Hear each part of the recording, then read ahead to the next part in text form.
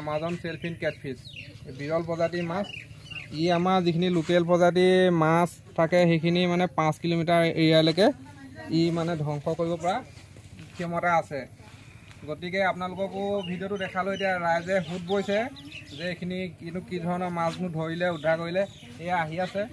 আৰু বহুতো মানুহ আগতে চাই গ'ল ইতিমধ্যে সাধাৰণতে এনেকুৱা মাছ দেখিবলৈ পোৱা নাযায় এইটো চাওকচোন তলটো চাই দিয়া এটা তলটো চাওকচোন কেনেকুৱা অদ্ভুত ধৰণৰ অদ্ভুত মানে আৰু মুখনৰ মাছে তলৰ চাইডটো দেখাই দিয়াচোন অকণ দাঙি দিয়া